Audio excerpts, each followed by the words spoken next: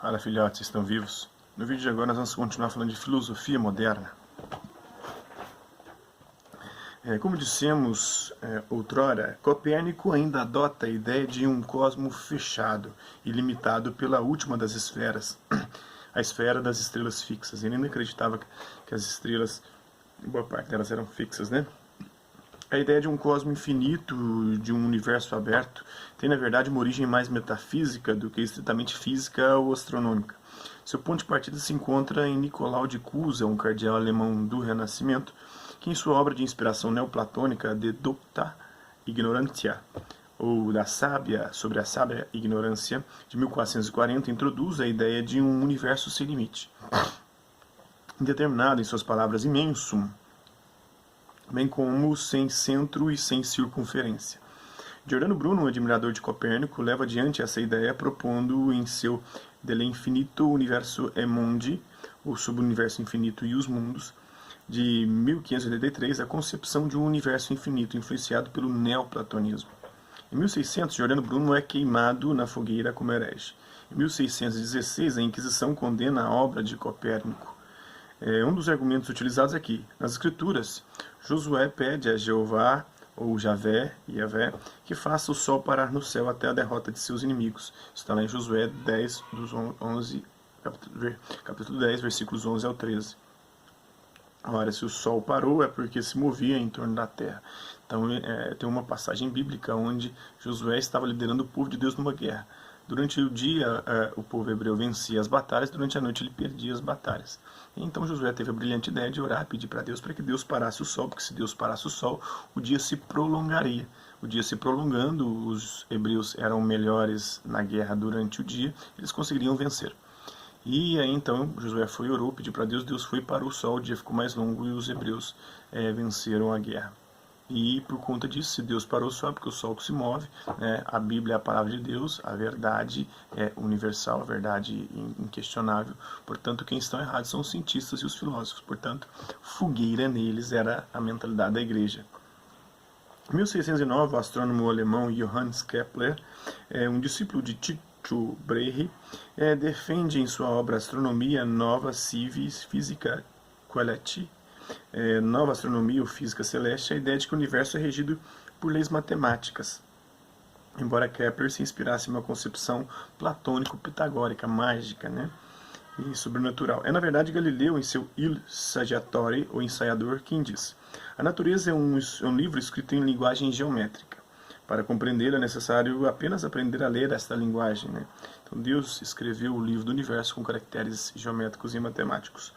Este parece ser o ponto de partida do mecanicismo, da ideia de que o universo funciona como uma máquina, como um grande relógio, e Deus seria o relojoeiro que deu corda na máquina, e hoje ele funciona por si só. Deus é transcendente e não atua mais sobre o mundo.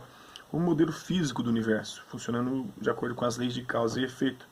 O mecanicismo vê a natureza como um mecanismo, como uma máquina, constituído de elementos que, como as engrenagens de um relógio, a fazem funcionar impulsionados por uma força externa. A função da ciência é descrever a natureza desses elementos e as leis e princípios que explicam o seu funcionamento. Há, contudo, uma diferença entre a concepção que começa a ser desenvolvida por Galileu e a que encontramos em Kepler, para quem o recurso à matemática parte de uma inspiração platônico-pitagórica, a matemática representando a perfeição formal. Para Galileu, dizer que a matemática é a linguagem da natureza significa dizer que a nova física deve tratar o espaço como o abstrato e o movimento como uma relação entre dois pontos no espaço, o que pode ser expresso através de uma equação. Então aí começa a Galileu, ele que é o responsável pelo método matemático experimental, a dizer que a nova ciência ela tem que se fundamentar na matemática e na experiência, ou seja, em experimentos que possam ser traduzidos em números, em equações matemáticas. Por outro lado, o Kepler já havia descrito as órbitas dos planetas como elípticas, e não circulares. Enquanto que Galileu ainda postulava a ideia de órbitas circulares. Isso mostra como a posição dos diferentes cientistas da época era ambivalente, ainda muito turva, e como o mesmo cientista poderia adotar posições avançadas acerca de certas questões e tradicionalistas acerca de outras.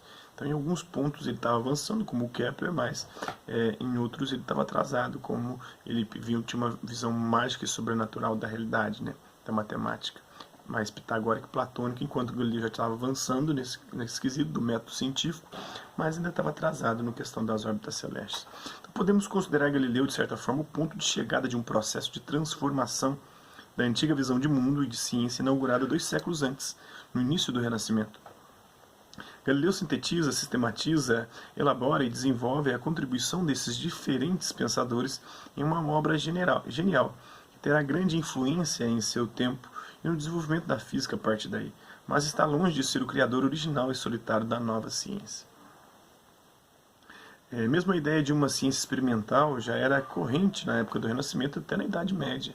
Nós temos o Roger Bacon e o Roberto Grosseteste, que já defendiam um empirismo ainda medieval, mas defendiam. Tem também germes disso em Aristóteles, então, inclusive outros campos do saber além da física e da astronomia. Talvez um dos melhores exemplos desse interesse pela técnica, pela ciência experimental, se encontre em Leonardo da Vinci, que viveu de 1452 a 1519, entre os séculos XV e XVI. O grande pintor italiano foi também um inventor de objetos mecânicos, desenhando modelos de máquinas e objetos voadores, além de demonstrar interesse profundo por anatomia e biologia, ilustrando, por exemplo, o processo de gestação desde a inseminação, que é no ato sexual, até o desenvolvimento do feto no útero. Este interesse pela biologia e pelas artes médicas tem o seu ponto alto no maior anatomista da época, o André Vesalius, cuja obra De Humanis Corporis Fabrica, a estrutura do corpo humano, detalhadamente ilustrada, foi publicada no mesmo ano do Tratado de Copérnico, em 1543. Outras obras importantes ali que a Desacralização dos Corpos, o André Vesalius, porque até então o corpo era sagrado, depois da morte não poderia ser tocado. Então, com o processo de dissecação, você começa a entender como funciona. Descobre, por exemplo, a circulação do sangue, que até então era desconhecida, pelo menos para a ciência medieval. Então, outras obras importantes dessa época no campo da técnica são a Pirotecnia de Birigunchu, um tratado de metalurgia de Re Metálica de George Bauer. O humanismo renascentista havia colocado o homem no centro de suas preocupações éticas, estéticas e políticas. A reforma protestante valorizara o individualismo e o espírito crítico, bem como a discussão de questões éticas e religiosas. A revolução científica pode ser considerada uma grande realização do espírito crítico humano, com sua formulação de hipóteses ousadas e inovadoras e com sua busca de alternativas para a explicação científica. Porém, ao tirar a Terra do centro do universo e ao trazer para o primeiro plano, a ciência da natureza se afasta dos temas centrais do humanismo e da reforma protestante, sofrendo em muitos casos a condenação tanto de protestantes quanto de católicos. O homem deixa de ser o microcosmo que reflete em si a grandeza e a harmonia do macrocosmo, as novas teorias dissociando radicalmente a natureza do universo da natureza humana. É significativo, portanto, que Descartes, talvez o filósofo mais importante e mais representativo desse período, dedique toda a sua obra quase que exclusivamente à questão da possibilidade do conhecimento e da fundamentação da ciência, defendendo as novas teorias científicas e o modelo de ciência que pressupõe. Lemos nos estudos da Royal Society inglesa, redigidos em 1663 pelo cientista Robert Hooke, inventor da bomba a vácuo.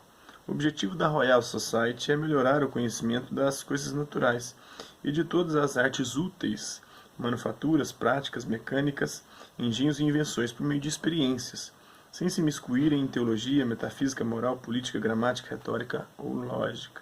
Então isso aqui acaba mostrando como a ciência depois vai levar ao desencadeamento da Revolução Industrial, porque eles querem uma aplicação prática para aquilo que eles estão descobrindo do funcionamento da natureza. Isso revela mais, uma vez, como o pensamento moderno em sua gênese não constitui um todo orgânico, um pensamento uniforme ou homogêneo, sendo resultado de diferentes contribuições, muitas vezes contraditórias, de pensadores em diversos campos do saber.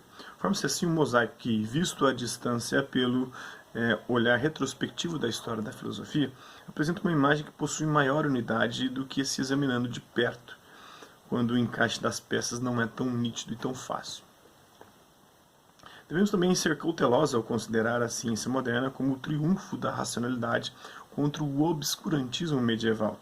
Em muitos aspectos, a escolástica medieval, com sua inspiração aristotélica e o recurso à lógica, foi mais racionalista do que a ciência moderna.